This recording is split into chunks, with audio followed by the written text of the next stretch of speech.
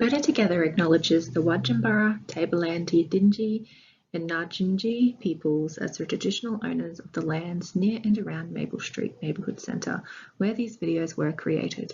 We also pay respect to the ancestors and elders past, present and future, including the traditional owners of the land on which you sit and watch this video. Ready, Lorraine? Yeah. Hello, my name's Lorraine Mucken. I'm from the Yidinji tribe in the far north Queensland. My Yidinji name is Budajor. I'm going to read you a story today which is called The Little Refugee. And I believe you may know him, Anne Doe and Suzanne Doe.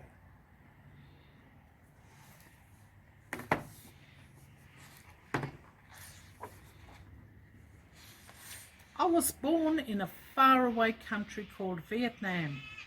It was a crazy place. Strange food, snakes in bottles, 5 people squashed on the back of one little motorbike. My mum and dad were very poor, so we lived with mum's family, lots of them. There were 14 people living in a tiny 3-bedroom house. Even though we were poor and the house was crowded, I was happy because there were always lots of people to play with me.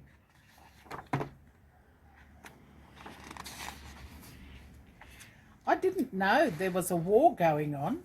Outside our house in the jungles and in the village of Vietnam, many people were dying. Lots of them were soldiers, but some were mothers and fathers, and some were even children. My father and many of my uncles were in the war fighting, alongside the Australians and American soldiers. After the war ended, their lives were in great danger because they were on the losing side. My family decided to escape to another country. From now on, we would be refugees.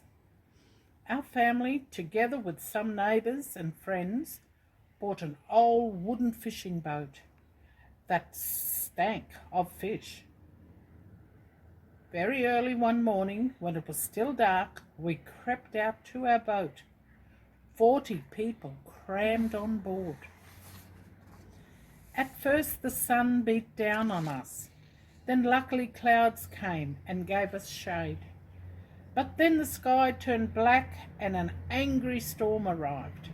Giant waves crashed down on our little boat.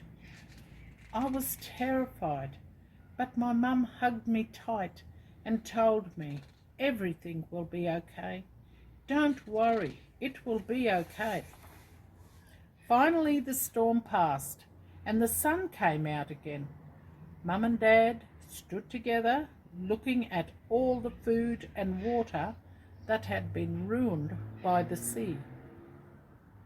"At least we were all still alive," said Mum, "but we were hungry and thirsty."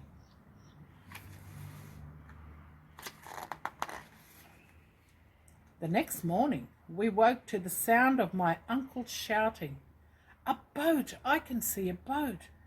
A fishing vessel was approaching. It pulled up alongside us and the fishermen jumped on board our boat. "Sit down, all of you," the leader shouted, waving a gun. These men were pirates. They stole everything we had. Rings, bracelets, necklaces, even people's gold teeth. A pirate grabbed hold of a baby.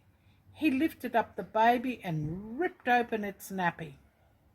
A tiny slice of gold fell out.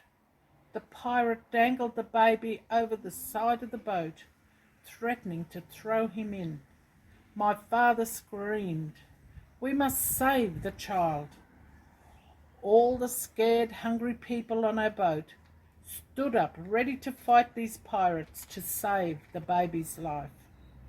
The pirate changed his mind and tossed the child at his mother's feet. His life was spared. That baby was my brother Koa. As the pirates were leaving, One of them felt sorry for us and threw us a bottle of water. It wasn't much, but it saved our lives. The next day, our 5th day at sea, we saw another boat. Luckily, it was a German cargo ship, and we were rescued. "Everything will be okay now," said my mother. What a great country, my parents said to each other when we arrived in Australia. 2 nuns came to visit and gave us a huge bag full of clothes. There were little boys' clothes and little girl clothes. My mum had 2 little boys, but she was too polite to say anything. The next day we were walking down the street, and an old lady stopped to say to Mum, "What a pretty little daughter you have." Mum looked down at my brother, Koa, and smiled. He was wearing a girl's dress. Soon we found a house to live in, and I started going to school. I cried hard at school because I knew that would make my parents happy, but I was really miserable. I couldn't speak English very well, so I didn't understand my teacher. I had different food to the other kids, and some of them laughed at me. I even looked different because I didn't have the right school uniform. Uniforms were expensive, and my parents couldn't afford to buy the right ones. Mum and Dad started their own sewing business so they could make more money and buy us all the things we need for school. They bought 3 brand new sewing machines. But then one morning, Mum raced into the house yelling, "Where are the machines? Who had moved the sewing machines?" The sewing machines were kept in a shed in our backyard. During the night, someone had stolen them. Mum was really quiet for a few days after that. One afternoon I heard her sobbing quietly to herself in the bathroom. It made me very sad. So I went and hid under my bed. Mum found me and she climbed under there with me. We lay there for a while. "You know, Anne, I'm just a little bit sad now, but I'll be okay. You must always have hope that things will be okay. Remember when we were on the boat and that pirate threw us a bottle of water? Even when things seemed really terrible, something good can come of it." I nodded my head, but I was doubtful. Mum said we are so lucky to be alive and living in this beautiful country. There are many people much worse off than us. Even though it was hard at first, I started to learn English properly. Each afternoon, I could do all my homework lying on the floor among the sewing scraps. Slowly, I started to do better at school and began to make new friends. At the beginning of year 3, a new kid started in my class. His name was Angus, and he had curly red hair and a blue jacket with a patch on one elbow. At morning tea, he was sitting by himself eating a banana. He looked very lonely.